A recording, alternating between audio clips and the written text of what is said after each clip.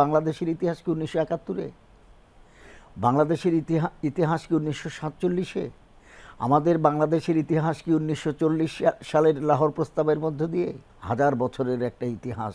কিন্তু এইটাকে যখন আবার প্রায় 6 শতাব্দীর বাংলাদেশে যখন হাজার বছরের শ্রেষ্ঠ বাঙালির জন্ম হয় যে মাটিতে বসে আবার স্বাধীনতার ঘোষণার মানে ঘোষণাটি কী ছিল এইটা প্রশ্ন না।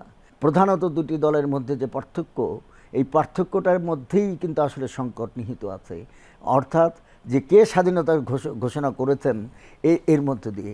ইতিহাস হচ্ছে রাজনীতির ইতিহাস, রাজনীতির ইতিহাসের আবার একটা দর্শন আছে, অর্থাৎ একটা ফিলসফি আছে। আপনি সংকট কেন মনে করছেন? সংকট শুরু হয়েছে এই কারণে যে যখন আপনি বিপ্লবী চেতনার যে বাংলাদেশকে, অর্থাৎ একটা দল একটা প্রতীক মাত্র, ফেসিবাদের প্রতীককে আমরা সমাজ থেকে সরিয়েছি।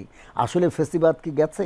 ফেসিবাদ পরিপূর্ণভাবে নির্মূলের যে আকাঙ্ক্ষা নিয়ে, ফেসিবাদ নির্মূলের মধ্য দিয়ে কিন্তু আবার অন্যান্য অনেক বিষয় চলে আসে।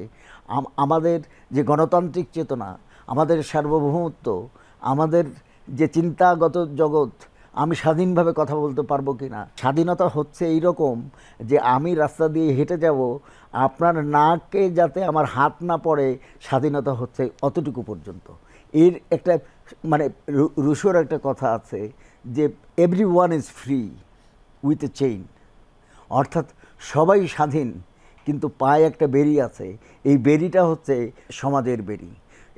এইটা হচ্ছে সামাজিক চুক্তির, অর্থাৎ যেটা কিনা সোশ্যাল কন্ট্রাক্ট হিসেবে আমরা দেখি, যে জেনারেল উইল হিসেবে দেখি, যে জনগণের আকাঙ্ক্ষার প্রতিফলন আমরা দেখি।